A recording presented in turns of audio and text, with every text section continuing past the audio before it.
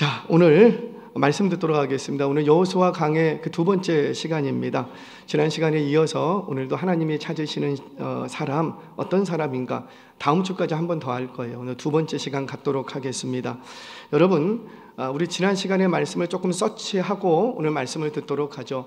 하나님이 쓰시는 사람, 하나님이 너 나와 함께 좀 일 좀 하자. 너 남은 인생 나와 함께 좀 일 좀 해야 되지 않겠냐. 하나님이 찾으시고 하나님이 함께 일하자고 손 내미는 사람, 하나님이 찾으시는 사람은 어떤 사람인가? 돈 많고 실력 있고 백 좋고 배운 거 많고 좋지요. 아무래도 그런 것들을 가지고 있으면 그러면 재능이면 재능, 은사면 은사, 선물이면 선물, 뭔가 가진 게 많으면 쓸 것도 많이 있겠지요. 그러나 아무리 내가 가진 게 많이 있어도 하나님 앞에 태도가 나쁘면 쓴다 안 쓴다? 안 쓴다. 그래서 하나님이 너 나와 함께 일하자, 하나님이 손 내미는 사람은 어떤 사람이냐면 하나님 앞에서 태도가 좋은 사람. 아멘이세요? 아멘도 태도예요. 걷지 말고. 아멘도 태도예요. 아멘이세요? 그 적극적인 거거든요. 적극적인 거거든요. 예배는 관망하는 게 아니잖아요. 예배는 귀로만 듣는 게 아니잖아요. 눈으로 보고 입술로 고백하고 내 의지와 내 감정이 움직이는 것, 그게 바로 예배예요. 그래서 우리 흔히 예배는 전인적인 하나님의 사역이다 이렇게 얘기하지 않습니까? 전인적인 거예요. 전인적인 것. 아멘 하시기 바랍니다. 아멘은 누구를 위해서 하는 거라? 하나님 위해서 하는 게 아니고 사실은 누구를 위해서? 나를 위해서, 나를 위해서. 자, 좋은 태도는요, 사실 성공하는 원리는 같습니다. 세상에서 성공하는 원리나 성경에서 영적으로 성공하는 원리, 사실은 원리는 같아요. 세상에서도요, 좋은 태도를 가진 사람들이 성공을 합니다. 이렇게 주변에 시중에 여러분 서점에 가서 성공하는 사람들의 이야기를 몇 권만 이렇게 쭉 추스려서 한번 보시라고요. 한 서너 권만 보셔도 공통되게 나오는 말들이 있어요. 그게 뭐냐면 그의 이 성공한 사람은 어느 날 갑자기 대박을 맞아서 성공했다, 그런 사람 없어요. 대박 맞아서 성공한 사람은 쪽박찹니다. 근데 대박 맞아서 성공한 사람이 아니라 그가 수년 동안 평소에 어떤 삶을 살았는가, 그가 이제까지 살아왔던 그 좋은 태도가 오늘날 이 사람을 성공의 자리에 올려놨다는 거지요. 어느 날 한순간에 그렇게 된 거 아니에요. 자, 여러분 옆구리에 살을 만져보세요. 이게 설이 어느 날 하루아침에 팍 찐 겁니까? 물론 그럴 수 있어요. 이게 부은 게 안 빠지면 살이 되더라고요. 할렐루야. 저 그거 알았어요. 제가 보통 51kg, 허리가 26. 할렐루야. 이거밖에 안 됐는데 군대 갔다 오니까 밤마다 저녁마다 라면을 먹었거든요. 라면 딱 한 달 밤마다 먹으니까 15kg가 찌더라고요. 그러니까 그게 부은 게 안 빠지면 살이 된다는 거 알아요. 그러니까 우리가 잠을 잘 자는 것도 축복입니다. 건강해지는 비결이라고 하잖아요. 잠을 못 자면 이렇게 좀 몸의 컨디션이 틀어지고 그리고 또 붓기 시작합니다. 부으면 그게 살이 돼요. 그러나 여하튼 간에 부은 것만 살이 든다고 핑계대지 말고 뭘 안 먹어야 돼요? 그렇죠. 야식, 우리 할렐루야, 야식을 안 먹어야 돼. 야식. 저도 오늘 밤에는 절대 통닭을 안 먹을 것이다. 그렇게 해도 또 우리 가족들이 오늘만 어느 날 이렇게 봤더니 옆구리 살이 있더라고요. 근데 그게 어느 날 갑자기 생긴 게 아니더라는 거죠. 이제까지 내가 야식을 먹던 습관이 오늘날 내 옆구리 살을 만든 거예요. 아멘 하세요? 그러면 이 옆구리 살을 빼려면 어떻게 해야 돼요? 내일 옆구리 살을 빼다 하루 종일 걷고 있어도 그거 빠져요, 안 빠져요? 어떤 분이 그러시더라고요. 하루 종일 2시간씩 걸은대요, 살 빼려고. 그랬더니 밥맛이 좋대. 밥맛이 좋대고 밥을 더 많이 먹는데. 근데 괜찮아요. 운동해서 먹는 거는 또 영양소, 근육으로 갑니다. 괜찮아요. 그러니까 지금 드리는 말씀은 뭐냐면 세상에서도 건강을 회복하는 원리, 성공하는 원리, 다 원리가 어딨냐면 좋은 태도에 있다라는 거지요. 내가 오늘날 왜 이렇게 어려워졌는가? 어느 날 갑자기 재앙이 내게 닥친 게 아니라는 거예요. 그동안의 나쁜 태도가, 나쁜 식습관이, 평소에 운동을 싫어하고 그냥 눕기 좋아했던 나의 삶의 태도가 오늘날 나를 병들게 만든 것이지 어느 날 갑자기 생긴 게 아니라는 거죠. 그만큼 태도가 좋아야 하나님이 쓰십니다. 세상에서도 성공합니다. 그러니까 하나님 나라에서 영적으로 성공하는 원리도 똑같더라는 거예요. 지금은 보잘것없고 좀 가진 게 없고 별 볼 일 없어 보인다 할지라도 지금은, 그런데 지금 좋은 태도를 가지고 한 3년만 몰입해 보세요. 제가 약속합니다. 3년만 미친 듯이 한번 집중해 보세요. 그러면 3년 후에 내 삶이 어떻게 변화되어 있는지. 이게 한두 달 집중해서는 안 되더라고요. 뭘 하시든지, 언어면 언어, 실력이면 실력, 내 분야의 어떤 탁월함, 영적 깊이, 뭐든지 한번 3년만 미친 듯이 나를 바꿔보라고요. 그러면 반드시 그분 3년 후 5년, 10년, 20년 남은 인생이 바뀝니다. 영적인 원리도 같다라는 거죠. 영적인 원리도. 여러분, 하나님은 좋은 태도를 가진 사람을 쓰십니다. 만약에 그 좋은 태도를 가진 사람을 쓰실 때 그가 돈이 부족하면 뭘 주시고, 우리 하나님 돈이 부족한데 건강 주시고 그러지는 않더라고요. 돈이 부족하면 뭘 주시고, 돈. 지혜가 부족하면 지혜, 건강이 부족하면 건강, 사람이 부족하면 사람. 다윗이 사울의 칼날을 피해서 도망자 신세를 갑니다. 그때 하나님이 이렇게 보시니까 좋은 태도가 있어. 그래서 그를 쓰려고 해요. 그런데 이렇게 보니까는 얘한테 사람이 좀 필요해. 앞으로 10년 후를 바라보니까, 그래서 사람을 붙여주기 시작합니다. 도망자에게 600명의 가족들이 모여들기 시작하는 거예요. 그래서 그들이 10년 후 다윗의 나라에서 제일 앞장서는 용사 중에 용사들이 됩니다. 나라를 세우는 데 쓰임받더라는 거죠. 그처럼 우리 하나님은 능력이 부족하면 능력 주십니다. 실력이 부족하면 실력 주십니다. 그런데 태도가 나쁘면 줬던 것도 뺐습니다. 누가 그랬는가? 여러분, 이스라엘의 초대왕 사울, 그가 태도가 좋을 때는 하나님 앞에서 나라를 선물로 받습니다. 그런데 태도가 나빠지자 그 주셨던 나라를 빼앗아서 누구에게 주시고? 다윗. 왜? 다윗은 뭐가 좋으니까? 태도. 엘리 제사장이 처음에는 태도가 좋아서 제사장으로 세웠는데 그가 시간이 갈수록 하나님 앞에 태도가 나빠져. 그러니까 엘리 제사장의 자리를 빼앗아서 누구에게 줘버리시고? 사무엘. 왜? 그는 뭐가 좋으니까? 태도가 좋으니까. 하만 그가 권력 있는 자리에 위치해 있지만 그의 권력 있는 자리를 빼앗아서 누구에게 주시고?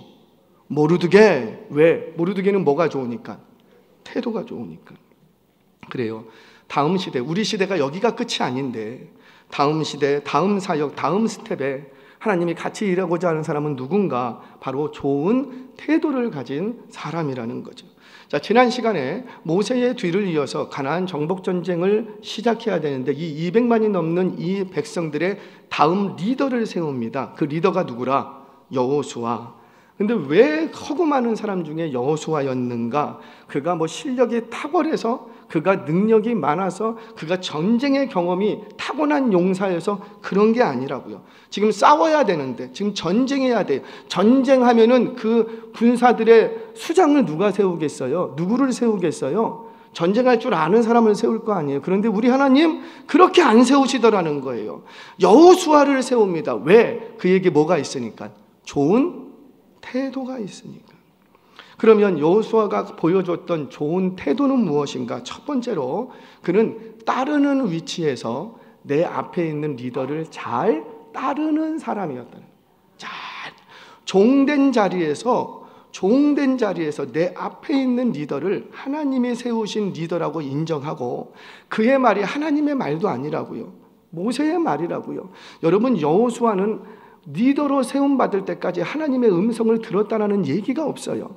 하나님이 너 모세 잘 섬겨 라이 이런 말씀 하신 적이 없다고요. 그럼에도 불구하고 여호수아는 참 좋은 태도가 있는데 하나님의 음성은 듣지 못했지만 내 앞에 세운 모세의 말을 잘 따르더라는 것. 모세가 어디를 가자고 하면 가고, 굶어라 하면 굶고, 모세가 있으라고 하면 그 자리에 있고, 모세가 전쟁터로 나가라고 하면 나가고. 이거 지난주에 다 드린 말씀이에요. 죽음의 자리까지 가서 모세의 말이라면 잘 따르는 사람. 왜 그가 그렇게 잘 따랐는가? 자기의 위치가 뭐니까. 그렇죠, 종이거든요. 누구의 종? 모세의 종이거든. 그러니까 종된 위치에서 잘 따르더라는 거예요. 그렇게 잘 따르는 좋은 태도를 가지고 있었던, 너 보니까 모세의 말도 잘 따르는데 내 말도 잘 따르겠구나. 그를 다음 시대의 리더로 세웁니다. 자, 오늘은 그렇게 하나님이 찾으시는 사람, 그 두 번째 시간으로 다음 시대, 다음 스텝에서 하나님이 찾으시는 사람은 누구인가? 바로 결론부터 얘기합니다. 두 번째 시간, 바로 따르는 위치에서 잘 준비된 사람을 쓰시더라는 거예요. 우리 하나님 누구라도 쓰실 수 있습니다. 누구라도 하나님이 붙잡고 쓰실 수 있어요. 그러나 준비되지 않으면 안 쓰십니다. 목사님 저 준비 안 됐는데요. 걱정하지 마세요. 준비시켜서 쓰십니다. 여러분, 다윗이 왜 17세 그때 그 전쟁, 이스라엘의 전쟁이 그것만 있었던 건 아닌데 왜 17세의 모세가 왜 그날 그 전쟁 골리앗 앞에 설 수 있었는가? 이 사건 하나로 다윗은 지금까지도 그 이름을 남깁니다. 지금까지도, 지금 4,000년이 지났는데 지금까지도 그 이름을 남깁니다. 그러면 왜 그때 골리앗 앞에 세우셨을까요? 다윗이 준비가 되어 있어. 어떤 준비? 물매 한 방이면 골리앗 쓰러뜨릴 수 있는 준비가 되어 있는 사람이에요. 여러분, 말씀드렸지만 다윗은 물매 던질 때 눈 감고 던지지 않았어요. 반드시 어디를 보고 던진 거예요? 그 미간, 거기 맞으면 저 거인도 쓰러진다. 죽는 건 아닌데 쓰러진다. 그래서 쓰러지니까 어떻게 해요? 칼 갖고 가서 쳐버리잖아요. 죽인 건 아니에요. 쓰러지는 거예요.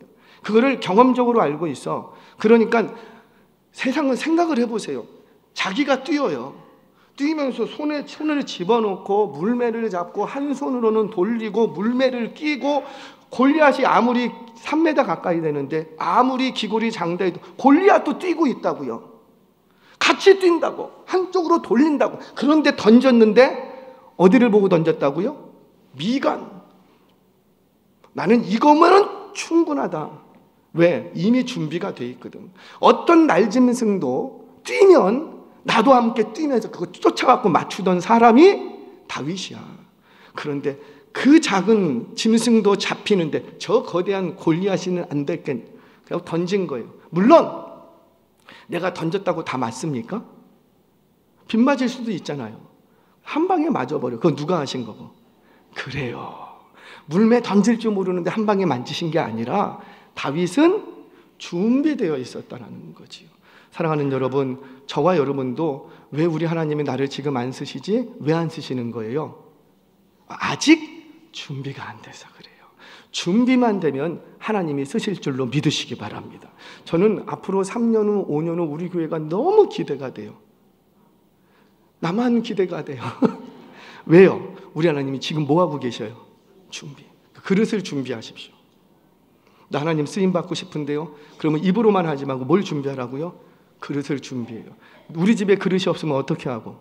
빌려라도 와서 준비하는 거 나중에 또 얘기할 거예요. 그렇게 준비되면 하나님이 준비한 그 그릇에 풍성히 담아주시고 사용하실 줄 믿으시기를 바랍니다. 자, 그러면 하나님께서 어떻게 준비시켜 가시는가? 준비된 사람을 쓰는데 우리 하나님이 준비시켜 가시는데 어떻게 준비시켜 가시는가? 첫 번째 원리입니다. 우리 하나님이 쓰시는 사람은 구별시키십니다. 죄악 가운데 범죄할 현장에서 핀셋으로 딱 뽑아서 구별시키십니다. 하나님이 쓰셔야 되는데 이거 죄로 뒤집어 쓰고 있으면 안 되잖아요. 그래서 죄의 자리에서 이렇게 핀셋으로 뽑아서 딱 구별시킵니다. 나는 그런 줄 몰랐는데 지나고 보니까 하나님이 구별시켜 놨더라고요. 자, 정말 그런가 봅니다. 성경 우리 출애굽기 24장 13절 말씀 같이 읽겠습니다. 시작. 모세가 하나님의 산으로 올라가며, 아멘. 자, 지금 무슨 내용이냐면 지난주에도 살펴봤어요. 이제 모세가 하나님의 율례와 법대와 규례를 받기 위하여서 시내산 꼭대기로 올라갑니다. 여기서 40일을 금식하면서 하나님과 깊은 교제를 하며 하나님으로부터 율례와 법도와 규례를 받습니다. 이때 혼자 올라가지 않았대요. 누구를 데리고 올라가고? 그 여호수아. 아니, 그 허구 많은 사람들 중에 왜 여호수아일까? 이왕이면은 시내산에 꼭대기에 올라가면 뭐 산길을 잘 타는 사람, 뭐 그런 사람 데리고 갈 수도 있잖아요. 그런데 왜 여호수아였을까? 아유, 목사님, 종 아닙니까? 모세의 수종자. 모세의 수종자니까 당연히 여호수아 데려갔죠. 그렇게 생각하고 넘어갈 수도 있어요. 그런데 이게 바로 신의 한 수, 하나님의 숨겨진 한 수였다라는 거죠. 자, 제가 설명합니다. 여러분, 모세가 율례와 법도와 규례를 받기 위해서 산 위에 올라갈 때 누구를 데리고 올라갔다고요? 여호수아를. 그런데 그 산 아래에서는 어떤 일이 벌어지고 있고, 이제 제 설교를 좀 들으시려면 오늘 처음 오신 분은 죄송합니다. 성경에 읽으셔야지 성경이 들려요. 그 아래에서는 무슨 일이 있었고, 그렇죠, 우상 숭배가. 그런데 그 우상 숭배의 중심에 있던 사람들이 누구냐? 내가 주동자는 아니지만 자기가 허락해 줬어요. 그게 누구냐? 아론과 훌이었어요.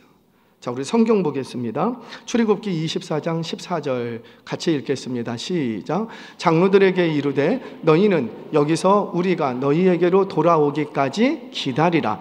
아론과 훌이 너희와 함께 하리니 무릇 일이 있는 자는 그들에게로 나아갈지니라 하고 아멘. 자, 무슨 말이에요? 모세가 잠시 시간을 좀 자리를 비울 텐데 너희들한테 무슨 결정할 일이 있거나 무슨 문제가 생기면 다 누구에게 가지고 와라? 아론과 훌. 여러분, 아론과 훌이 누구예요? 이 시내산에 오기 전에 이미 전쟁을 한번 치렀어요. 그때 아말렉과의 전쟁에서 산 꼭대기에 올라갈 때 아론과 훌을 데리고 갑니다. 그만큼 경건한 사람들이었어요. 인정받는 가문이었어요. 그래서 사실은 지금도 현대 유대인들에게는, 그들은 가문이 굉장히 중요한데 현대 유대인들에게는 훌의 가문이 지금도 명문가문으로 이렇게. 여러분들 그거 벤허 보셨습니까? 혹시 벤허에서 보면 이게 벤허가 뭐냐면 거기에 나오는 유다가 주인공 아니 보셨어요? 보세요. 유다가 주인공이에요. 유다가. 그런데 이가 이제 노예로 팔려갔다가 다시 오기도 하고 하잖아요. 근데 거기서의 벤허라는 말이 무슨 말이냐면, 벤이라는 말은 후손, 자손이라는 뜻이에요. 허라는 말은 훌이라는 말이에요. 그러니까 벳 훌에서 벤허가 된 거예요. 그러니까 지금 유다는 누구의 자손? 훌의 자손이라는 거죠. 근데 그 훌의 자손이 노예로 팔려가고 막 이렇게 되는 거예요. 자, 여하튼간 아론과 훌은 그만큼 이스라엘 공동체에서 굉장히 경건하다고 인정받는 그런 두 그룹입니다. 그런데 모세가 없는 순간에 이들이 산 아래서 우상 숭배가 이루어져. 이거 누구의 허락 없으면 안 되는 거예요. 아론과 훌이 못해! 반드시 부탁했거든요. 장로들을 모아놓고, 집안의 가문들을 모아놓고, 너희들 가문에서 무슨 일이 생기고 뭔가 결정할 일이 있으면은 반드시 누구와 결정해라. 아론과 훌과 상의해라. 이러고 올라갔다고요. 그러니까 장로들이 모여서 우리 좀 언제 내려올지 모르는데 우리 제사 드립시다. 근데 제사 드리는데 뭐 좀 있어야 되겠습니다. 우리 다른 거 몰라도 소는 아니까 소는 우리에게 있는 금붙이때다 우리 소라도 만들어 놓고 모세가 내려올 때까지 그 앞에서 제사합시다. 이랬던 거예요. 이걸 누가 허용을 해주고? 아론과 훌이 그래 해봐라. 그것 때문에 하나님께서 진노하십니다. 어떻게 하시고? 아론과 훌을 포함해서 이 백성들 다 죽이겠다. 다 죽이겠다. 이게 무슨 말이에요? 아론과 훌조차도 산 아래에 있었기 때문에 우상 숭배의 죄악으로부터 자유할 수가 없었다는 거예요. 영향을 받고 유혹을 받았다는 거죠. 그런데 이때 누구만 따로 딱 뽑혀서 데려가고, 여호수아만 우상 숭배의 범죄의 현장에서 이도 우상 숭배의 죄에 영향을 받을 수 있는데 핀셋으로 딱 뽑아서 산 위에 올려놓더라는 거예요. 사랑하는 여러분, 기억하세요. 하나님이 쓰시는 사람, 하나님은 반드시 준비시키십니다. 그런데 그 준비시키는 첫 번째 단계가 뭐냐면 하나님이 쓰시고자 구별하시더라는 거지요. 우리가 죄악의 웅덩이에 물들까봐, 빠질까봐 그 죄악의 자리에서 저와 여러분들을 핀셋으로 뽑으셔서 구별된 자리로 옮겨 놓으시고 보호하시고 지도하시고 인도하실 줄 믿으시기 바랍니다. 자, 첫 번째, 하나님이 쓰시는 사람은 먼저 뭐부터 하신다? 구별한다. 구별. 자, 두 번째. 그러면 그렇게 하나님께 뽑혀서 구별되는 건 참 좋아요. 누구도 죄 짓고 싶지 않다고요. 근데 죄악된 자리에서 나를 건져주시고 보호하시는 건 너무너무 좋아요. 그런데 하나님이 쓰시는 사람은 그때부터 각오하셔야지 돼요. 왜? 뭐가 있을 거니까? 훈련이 있을 거예요. 하나님은 그냥 쓰지 않아요. 여러분, 준비되는 건 가만히 앉아 있어서 준비되지 않아요. 하나님의 훈련이 시작되는 거예요. 훈련. 기억하세요. 하나님이 쓰시는 사람은 훈련된 사람을 쓰신다. 아멘이세요? 전쟁터에 내보내는데 아무나 내보내지 않는다고요. 훈련된 사람을 내보내는 거예요. 자, 그러면 어떻게 훈련해 가시는가? 우리 한번 성경을 통해서 찾아가겠습니다. 자, 먼저 우리 하나님이 이 여호수아를 구별시켜 놓고 훈련을 시키는데 무슨 훈련을 시키냐면 금식 훈련을 시킵니다. 이 말은 경건 훈련을 시키는 거예요. 경건 훈련. 자, 모세가 시내산에 40일 금식하기 위해서 올라갑니다. 그리고는 하나님 앞에 섭니다. 그런데 지금 이 장면을 누구만 보고 있고? 그렇지, 여호수아만. 그 수많은 사람들인데 그 사람들은 다 산 아래에서 뭐 하고 있고? 우상 숭배. 그런데 산 위에서 여호수아가 금식하면서 하나님의 영광을 배울 때, 주의 말씀을 받을 때, 하나님 앞에 설 때 그 모습을 다 누구만 보고 있고? 여호수아만. 그렇게 여호수아는 이 40일 동안 모세가 하나님 앞에 어떤 자세로 서 있는지를 보게 됩니다. 너 예배 드릴 때 두 손 모으고 정신 바짝 차리고 허리를 곧게 세우고. 제가 기도할 때 우리 아이들한테 그래. 허리를 펴고 기도하는데 이러고 기도해. 허리를 펴고. 여러분, 머리를 숙이는 거는 이게 머리를 숙이는 건 아니잖아요. 마음이 숙여지는 거지. 겸손히 숙여. 허리를 펴고 주님, 허리를 펴고. 예배 드릴 때도 어떻게 해야 되고? 허리를 펴고. 말씀 드릴 때도 어떻게 하고? 찬양할 때도 어떻게 하고? 할렐루야. 곧은 허리, 좋은 허리. 허리를 펴고 배 이렇게 쭉 내고. 그럼 제가 그랬어요. 배 이렇게 내밀고 앉아있어. 배 집어넣어. 배를 집어넣으니까 허리가 싹 펴져요. 예배드리는 자세. 모세가 하나님의 영광 가운데 말씀을 받을 때 어떻게 받는지 그 자세, 그 다 누구만 보고 있고? 여호수아만. 사랑하는 여러분, 정말 우리 자녀들이 다음 시대 속에서 우리 다 쓰임 받았는데 우리는 또 각오 없을 거 아니에요. 그러면 우리가 각오 없는 그 시대에 또 우리의 자녀들은 또 하나님 나라를 위해서 쓰임 받아야 되는데, 그때 하나님 속에 쓰임 받는 인생은 누구인가? 바로 경건을 훈련한 인생이 쓰임 받는 줄 믿으시기를 바랍니다. 경건이 훈련되어 있지 않으면 아무리 실력이 좋고 아무리 똑똑해도 하나님이 쓰신다 안 쓰신다? 안 쓰신다. 세상의 이치에 밝은 것 좋지요. 실력도 있고. 요즘 우리 학생들, 우리 청년들 실력 없는 아이들 없더라고요. 영어도요 유창하게 하고요. 뭐 공부도 뭐 세상 안목, 우리는 뭐 어떻게 해야 될지 모르는데 우리의 자녀들은 가르쳐주지 않아도 너무너무 잘해. 우리보다 나아. 아멘이세요?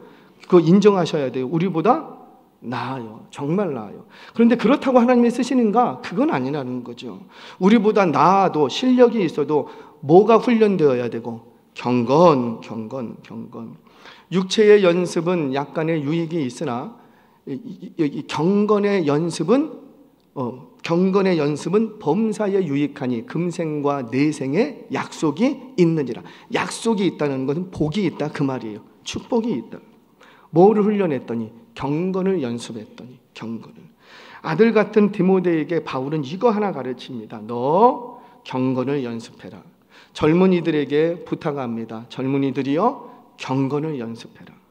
세상 이치에 빠르고 뭐 뛰어난 거 다 좋아요. 실력도 쌓고 돈도 많이 버세요. 좋은 배우자 만나세요. 축복합니다. 그런데 뭐가 훈련되지 않으면, 경건이 훈련되지 않으면 그거 주셔도 그거 다 잃어버리게 되는 거예요. 사랑하는 여러분, 다음 시대, 다음 스텝에 하나님은 누구를 쓰시는가? 바로 경건이 훈련된 자를 쓰시는 줄 믿으시기를 바랍니다. 자, 그러면 경건을 훈련하면서 목적이 뭔가? 왜 경건을 훈련시키는가? 하나님이 보게 하고 싶은 게 있어요. 이거 봐야지 돼요. 이거. 뭘 보는가? 자, 여호수아는 모세와 함께 시내산에 올라갑니다. 그래서 모세가 굶을 때 누구도 같이 굶고, 여호수아도 모세가 굶을 때 여호수아도 굶으면서 여호수아는 모세가 뭐가 필요한지를 수발을 듭니다. 그럼 모세가 힘들까요? 여호수아가 힘들까요? 여호수아가 더 힘든 거예요. 자, 그런데 그 힘든 과정이 축복이었다는 거죠. 왜 그러냐면 그 모세를 섬경하면서 뭘 보냐면 하나님의 임재와 하나님의 영광의 빛을 다 보게 됩니다. 다 보게 됩니다. 모세를 따라다니면서 회막을 출입합니다. 회막을 출입하면서도 뭘 보게 되고 하나님의 임재가 뭔지, 하나님의 찬란한 영광의 빛이 뭔지 여호수아는 다 보게 되는 거예요. 다 보고 다 느끼게 되는 거예요. 사랑하는 여러분, 하나님이 훈련시키는 건 그냥 훈련시키는 거 아니에요. 훈련시키는 정점, 목적, 방향이 있는데 뭐 때문에 훈련시키는가? 하나님의 임재 속에 들어가게 하려고, 하나님의 찬란한 영광의 빛을 보게 하려고. 여러분, 우리가 신앙생활하고 예배생활하고 그렇게 주여 주여 이름 부르고 찬양하고 박수쳐도 어떤 이는 평생을 신앙생활해도 하나님의 임재가 뭔지를 몰라. 주여 나왔어요? 하나님의 임재가 뭔지 몰라. 어린아이들 보세요. 자, 냉정하게 얘기합니다. 유치부는 그렇다 치고, 3살, 유치부가 몇 살까지죠? 7살까지인가요? 3살, 4살, 7살 그렇다 치고 쳤다 그랬어요. 치고 초등학교 1학년, 2학년, 3학년, 4학년, 5학년, 6학년, 중학교 1학년, 2학년, 3학년, 고등학교 1학년, 2학년, 3 12년을 교회에서 예배 드렸어요. 그러면 청년의 시절쯤 되면 하나님의 영광이 뭔지는 알아야 되는 거 아니에요? 찬양이 뭔지는 알아야 되는 거 아니에요? 예배가 뭔지는 알아야 되는, 헌금을 왜 해야 되는지, 내가 왜 봉사를 해야 되는지 그 정도는 알아야 되는 거 아니에요? 그런데 어떻게 12년 동안 신앙생활 했는데 고등학교 딱 졸업하면은 나는 이제 내 갈 길 가겠습니다. 어떻게 그렇게 되냐고요? 12년 동안 뭐 한 거예요? 예배당은 계속 다녔어요. 근데 뭘 모르는 거예요? 하나님의 임재가 뭔지. 그리고 교회마다 말씀 교육 했대요. 나는 무슨 말씀 교육을 시켰는지 나는 이해가 못하겠어요. 찬양을 부르는데 찬양을 어떻게 해야 되는지를 몰라. 기도하자는데 기도를 어떻게 해야 되는지를 몰라. 그리고 12년을 교회를 다닙니다. 그런데 고등학교 딱 졸업했어요. 지방으로 대학을 갑니다. 군대로 갑니다. 그랬더니 교회 안에서 청년들이 1명, 2명 사라지더라. 사랑하는 여러분, 정말 부탁드립니다. 우리 아이들에게 어렸을 때부터 경건을 연습시키시기를 바랍니다. 이거는 훈련이에요. 그 경건을 연습시킨다는 건 그 경건 속에서 하나님의 임재가 뭔지는 알아야지. 성령님이 내게 오시면 어떤 역사가 일어나는지 맛이라도 봐야지. 저는 너무나도 감사한 게, 정말 감사해요. 저는 부흥의 중심에는 못 있어 봤어요. 1903년, 1907년, 1910년 그 놀라운 부흥의 역사가 있는데 그 부흥이 임하자 완전히 이 백성들이 부흥이 오면 다 물녹듯이 녹아져 버립니다. 자, 보세요. 1903년, 1907년, 1910년 그 놀라운 부흥의 역사 속에 저 북녘 땅을 중심으로 일어나는데, 평양은요 그 당시에 기생의 도시라 그랬어요. 평양 무슨 평양 감사도 자기 싫으면 안 간다고. 왜 그러냐면 평양은 감사가 되면 그만큼 누릴 게 많아. 호화로워. 쾌락의 도시야. 평양은 당시 쾌락의 도시였어요. 모든 돈이 몰리고 모든 노는 문화가 몰리고 모든 음란한 문화가 열리고, 그래서 문만 열고 발자국 몇 발자국만 가도 기생집이 허다한, 기생집 골목이 있는 그런 도시가 평양이었어요. 그런데 거기에 교회가 세워지고 부흥의 역사가 일어납니다. 그랬더니 어떤 역사가 일어나고, 평양 시내에 있던 그 기생들이 다 자기의 직업을 버리고 회개하고 다른 직업을 찾기 시작해요. 자기의 삶을 완전히 바꿔버립니다. 나 이거 안 해. 기생집들이 다 문을 닫습니다. 기생집만 문을 닫느냐? 아무도 가르쳐주지 않았지만 평양 시내에 있는 시장이 주인이면 다 문 닫았어요. 다 문 닫았어요. 어떻게 이런 역사가 일어났냐? 바로 부흥의 역사였다. 여러분, 부흥은 숫자가 늘어나는 게 부흥이 아니에요. 숫자는 부흥이 없어도 늘어날 수 있습니다. 얼마든지 늘어날 수 있습니다. 그러니까 부흥이라는 건 뭐냐면 내가 하나님의 몰랐던 임재 속으로 들어가는 거예요. 주님, 내 마음이 뜨거워요. 이거 그 심령에 부흥이 온 거예요. 왜? 이전에 하나님의 임재 속에 들어갔던 때를 내가 잊고 살았는데 오늘 이 예배 속에서 내가 하나님의 임재 속으로 다시 들어가. 우리 이 자리에 있는 우리 청년들과 우리 성도님 여러분, 우리는 다 그날 밤을 기억해요. 그날 밤. 나만 기억해? 그날 밤이 언제예요? 예수님 만났던 그날 밤. 그 장소, 그 자리. 그날 밤 중학교 2학년 예수님 만날 때 눈물 펑펑 흘리고 콧물 다 흘리고, 어떻게 내 제가 어릴 때 어머니 젖꼭지를 깨물었던 까지 다 기억이 나. 하나하나 파로나 말하자면 다 기억이 나. 밤새도록 울고 기도해도 지치지 않아. 왜 이렇게 눈물은 계속해서 나는지. 그날 밤에 우리 다 약속했다고. 나 앞으로 남은 여생 하나님 나라를 위해 쓰겠습니다. 하나님과 함께 살겠습니다. 왜 우리가 이렇게 결단하고 하나님 앞에 쓰임받고자 했죠? 그 경건의 자리에서 하나님의 영광을 봐버린 거예요. 경건의 자리에서 하나님의 임재 속에 들어간 거예요. 저는 우리의 예배가 새벽 예배가 됐던, 수요 예배가 됐던, 구역 예배가 됐던 성령의 강력한 임재가 있는 예배가 되기를 정말 축복합니다. 성령님 없으면 이 시스템 아무 소용없다고요. 마이크 이거 안 나와도 좋아요. 나오면 더 좋고. 성령님이 우리 가운데 안 계시면, 찬양대 오늘 너무 찬양 잘해 주셨는데 아무도 위로 안 받아요. 성령님이 일하시지 않으면, 아무리 우리가 화려한 여기에 앞에까지 다 차갖고 같이 예배된다 할지라도 성령의 임재가 없으면 아무것도 아니라는 거예요.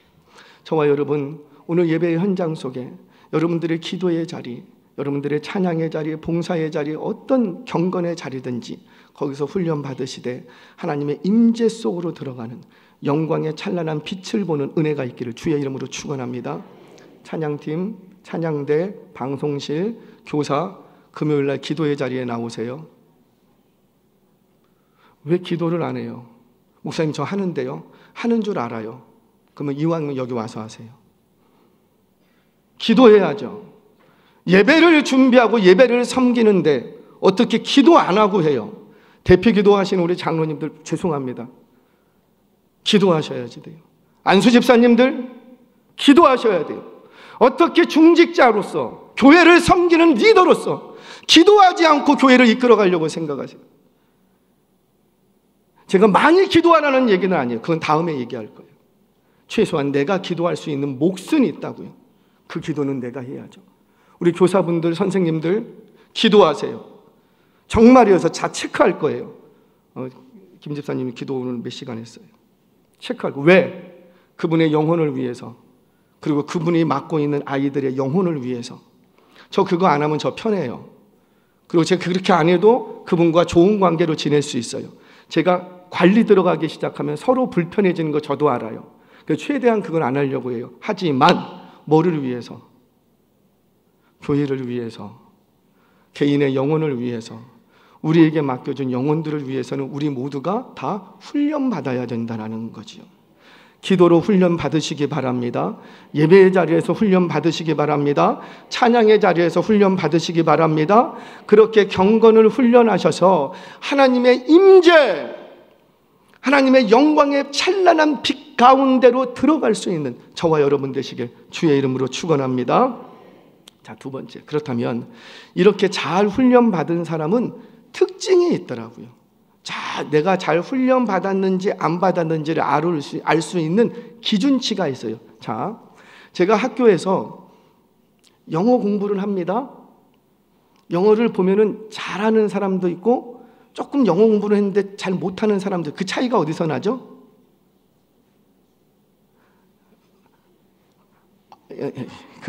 그 영어를 보면 R을 하는데 우리 선생님이 저한테 그랬어요. R 할 때는 혓가락으로 이렇게 꼬부려 갖고 들어가고 L 할 때는 영국애를 위에 천장에 붙이고 막 이런 얘기를 했어요. 그러면 그거 제가 무슨 말인지 잘 몰라요. 근데 어떻게 하면 돼요? 선생님 이빨 줘봐. 어떻게 한다고? 이렇게 이렇게 한다고? 뭐 하기 시작하는 거예요? 제가 흉내내는 거예요. 따라하는 거예요. 어떤 학생도 어떤 제자도 선생님을 따라하면 실력이 늦습니다. 근데 건방지게 내가 좀 안다고 나는 내 식으로 할 거야. 그러면 더뎌요. 제일 빠르고 제일 안전하고 빠르게 성장하는 비밀은 뭐냐면 누구 흉내만 내면 되고. 그렇죠. 요즘 크루들이 이렇게 러닝 크루들이 많이 계시더라고요. 저는 몰랐어요. 러닝하면은 뭐 하면 돼요? 뛰면 되잖아요. 근데 요즘은 뛰는데 무릎이 다치지 않고 잘 뛸 수 있든 오래 뛸 수 있는 것들을 가르쳐 줘요.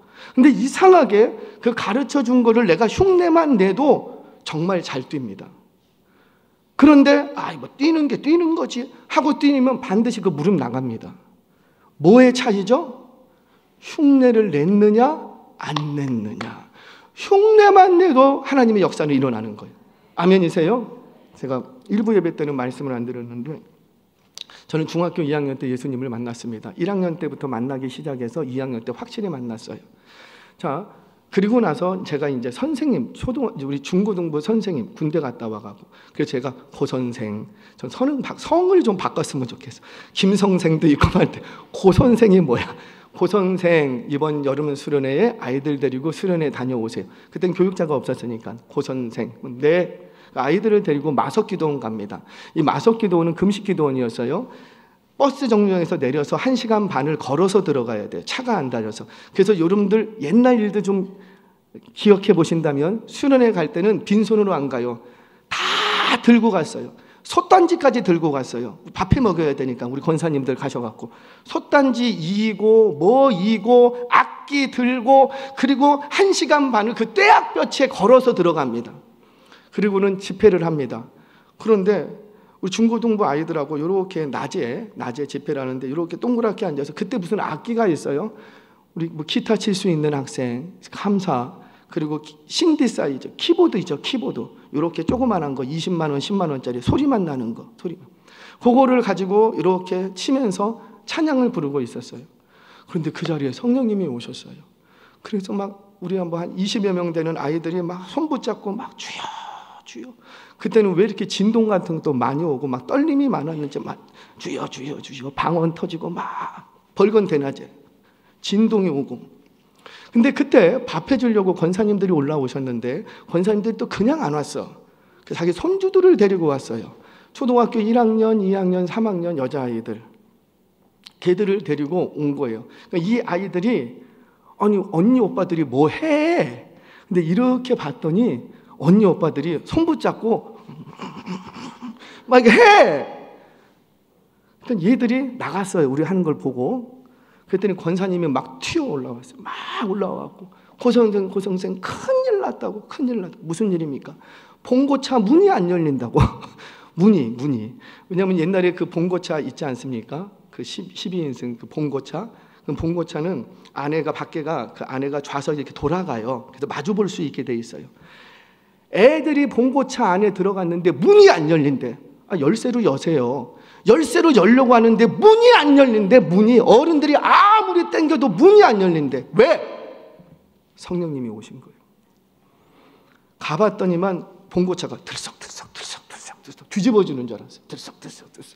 거기에 서너 명의 여자아이들 초등학교 1, 2, 3학년 아이들이 들어가 있는데 거기서 뭐 했겠어요? 형아들 뭐 하더라, 누나들, 언니들 뭐 하더라. 자기들도 손 붙잡고 서너 명이서 흉내만 냈어. 흉내만 냈는데 거기 성령님 와버렸어. 실력이 안 되면 흉내라도 내세요. 흉내만 내도 역사는 일어납니다. 정말 그런가? 성경을 통해서 확인할게요. 출애굽기 17장을 보면 이 여호수아가 이 아멜렉과의 르비딤에서 전쟁이 있습니다. 이때 전쟁이 일어날 때 여호수아는 어디에 있고 전쟁터에, 모세는 그때 어디가 있고, 그렇죠, 쫓아오셔야 돼요. 산꼭대기에서 있습니다. 근데 전쟁을 막 하다가 여호수아가 이렇게 보니까 모세의 손이 올라가면 우리가 이기고 모세의 손이 내려가면 이거를 다 보고 느끼고 경험을 합니다. 그리고는 이제 40년이 지난 후에 자기가 리더가 됐어요.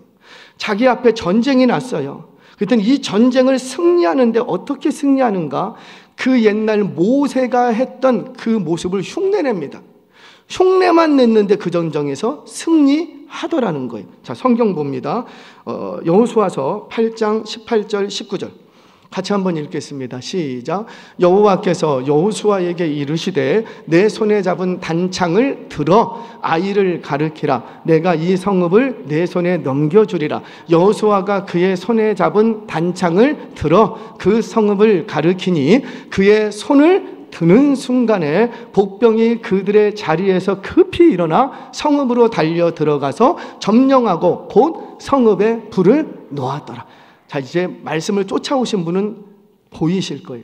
지금 여호수아가 전쟁을 시작하고 승기를 잡기 시작하는데 어떤 방식이었더라?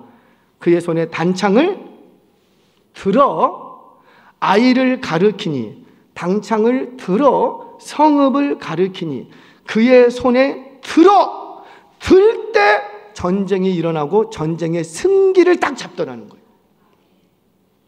그러면 이 전쟁에서 완전히 승리하거든요. 그러면 승리할 때까지 어떻게 했는가 보겠습니다. 우리 여호수아서 8장 26절 같이 읽겠습니다. 시작. 아이 주민들을 진멸하여 바치기까지 여호수아가 단창을 잡아든 손을 거두지 아니하였더라. 보이세요? 아니, 싸운다고, 칼 들었으면 싸운다고, 그러면 어떻게 해야 돼요? 뭐 양손으로 싸우고 맞기도 하고 그래야 될 거 아니에요. 근데 죽어라 이 손을 안 내립니다. 그리고는 한 손 갖고 싸우는 거예요. 왜? 이 싸움의 승리는 나의 실력에 있지 아니하고 누가 도와주셔야 되니까? 하나님 역사해 주셔야 되니까. 근데 지난날 40년 전 보니까 모세가 손을 들면 이기고 손이 내려가면 져. 그러니까 그대로 흉내냅니다. 그 당시에 모세는 지팡이 들고 있었는데 지금 여호수아는 뭘 들고 있고? 단창을 들고. 그래서 전쟁이 끝날 때까지, 아니 시작할 때는 신호로 했다고 치고, 전쟁 신호라고 치고, 그리고 싸울 때는 내려야 되는 거 아니에요. 근데 성경은 그렇게 얘기 안 해요. 진멸하기까지, 이 전쟁이 끝나기까지 손을 내렸다 안 내렸다? 안 내렸다. 지금 누구 흉내내는 거예요? 모세. 사랑하는 여러분, 흉내만 내도 역사가 일어날 줄 믿습니다. 제가 금요일이면 여기 우리 아이들, 지난주에 너무너무 감사해요. 많이들 오셔서 우리 아이들, 청년들 쫙 올라와요. 그러면 기도가 안 되면, 아니 기도할 줄을 모르는데 어쩔 수 없지. 기도가 안 되면 제가 뭐라 그래요? 주여 100번 외치라고. 주여 주여 주여 주여 주여 주여 주여 주여 주여. 한번 주여 주여 100번 외치라고. 소리라도 내라고. 주여, 그냥 주여 이러지 말고 옆에 있는 분 흉내라도 내라고. 주여 주여. 죄송해요, 저 기도할 때 제 흉내라도 내세요. 우리 교육자들 핸드폰은 끄세요. 흉내라도 내세요. 어떻게 담임 목사는 목소리가 시원하는데 어떻게 교육자분들은 아니 목소리가 너무 할렐루야 너무 좋아. 흉내만 내도 역사는 일어나다. 실력이 안 되면 흉내라도 내라. 찬양대 여러분, 찬양대 많이 서시기 바랍니다. 그랬더니 제가 실력이 없어서 괜찮아요. 입만 잘 열시면 돼요. 실력이 안 되면 뭐만 잡아라? 폰만 잡아라. 저 자리에 서갖고 입만 쫙쫙 열리고 그냥 이쁘게 미소 짓고 흉내만 내도 여기에 은혜가 넘칩니다. 그 사람 보고 다른 사람이, 실력 있는 사람이 옵니다. 이게 비밀이라고요. 하나님의 비밀. 실력 있는 사람이 채워지는 게 아니고 아름답게 폰만 잡아도 실력 있는 사람이 거기를 가더라니까요. 이게 비밀이에요. 저와 여러분들 경건을 훈련하시기를 바랍니다. 기도를 훈련하시기를 바랍니다. 실력이 아직은 안 될 줄 압니다. 그러면 흉내라도 내시기를 바랍니다. 흉내라도 내도 하나님의 역사가 일어날 줄 믿습니다.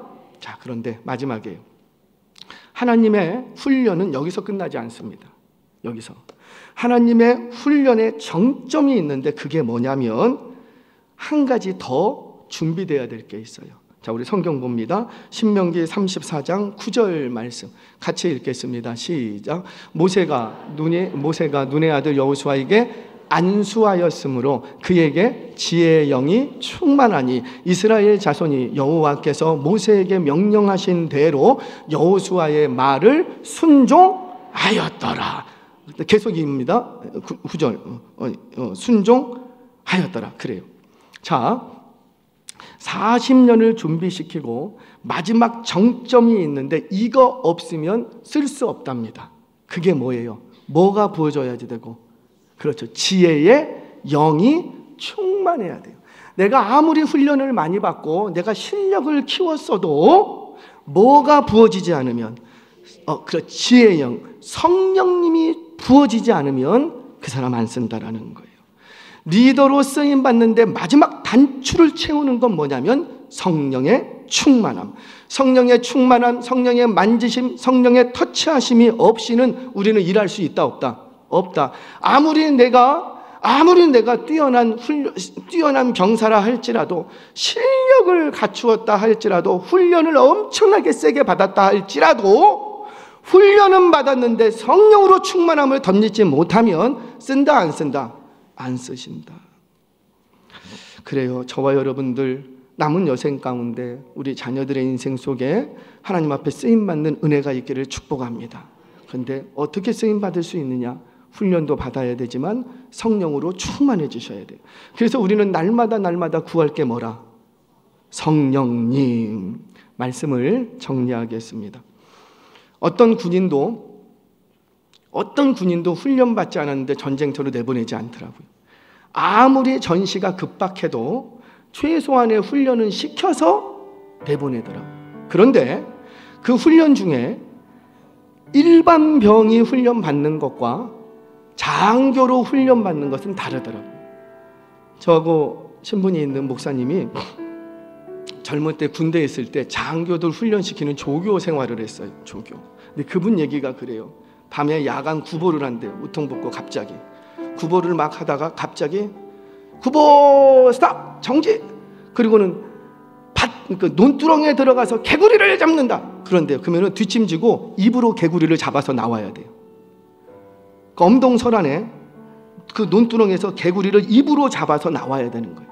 그날 안 나오면 집에 못 가요. 훈련을 그렇게 시키더라고요. 그러니까 일반 병이 받는 훈련과 장교가 받는 훈련이 다르더라는 거죠. 혹시 여러분들 가운데 왜 나는 이렇게 훈련이 많습니까?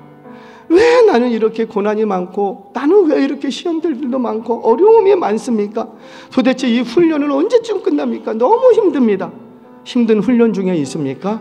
그러면 그거 여러분들 장교로 쓰시려고 하시는 하나님의 계획이 있음을 믿으시기 바랍니다. 저와 여러분, 저도 지금 결단해요. 우리 3년만 미친 듯이 훈련 받아보자. 3년만. 하루 이틀에서는 안 되고 한 3년만. 기도 훈련이라면 3년만 기도 훈련 미친 듯이 받아보고, 예배 훈련이라면 예배 훈련 3년만. 우리 학생들 공부해요? 그러면 공부, 그것도 훈련이라고 생각하고 3년만 미친 듯이 한번 해보시라고요. 운동하십니까? 이 운동도 하나님 훈련이라고 생각하고 아무리 고깝고 힘들고 어려워도 그 지도하는 그 트레이너 밑에서 3년만 죽어라 훈련 받아보시라고요. 그러면 3년 훈련 받고 20년, 30년, 50년 남은 여러분들의 인생이 변화될 줄 믿으시기를 바랍니다. 그러면 남는 장사 아니에요? 3년 훈련 받고 앞으로 50년의 인생이 바뀔 수 있다면 할 거예요, 안 할 거예요? 할 거예요. 마지막 이야기하고 마치죠. 청년들에게 제가 종종 얘기합니다. 수련회 집회를 가면 하나님이 우리를 멋지게 달려가게 하시려고 이미 레일을 다 준비해 놨어요. 그래서 우리는 이 레일에만 딱 올라타면 쭉 갑니다. 여러분 혹시 에버랜드 이렇게 놀이동산 가면은 이렇게 막, 우리 때는 88열차, 청룡열차 있는데 지금은 뭐라 그러죠? 이름도 어렵더라고요. 익스트림인가 뭔가. 근데 언제가 제일 힘들고 무섭고 어려워요? 올라갈 때. 이게 저는 그걸 못 타요. 제 겁이 많습니다. 할렐루야. 겁이 많아요. 근데 또 그래도 우리 청년들하고 갔으니 또 폼은 잡아야 되잖아요. 그래서 앞에 딱 타요. 타라. 그리고는 달달달달달달 소리도 못 내겠고. 근데 언제가 무섭냐면 이게 올라갈 때가 무섭더라고요. 칠컥 좀 빨리 올라갔으면 좋겠는데 한 번 달리면 눈 감고 가겠다고. 그런데 올라가는데 칠컥 언제 올라갈지 하여튼간 오만 애간장은 다 녹이면서 철컥 올라가요. 그런데 그 올라갈 때가 힘들지 일단 올라가서 한번 이렇게 꺾이잖아요. 그러면 쭉 갑니다. 엄마 했는데 도착했어. 쭉 이게 비밀이더라고요. 우리 하나님의 저와 여러분들을 지금 거기까지 쭉 달리게 할 거예요. 그런데 어디는 가야 되냐면 여기는 넘어가야 된다라는 거지.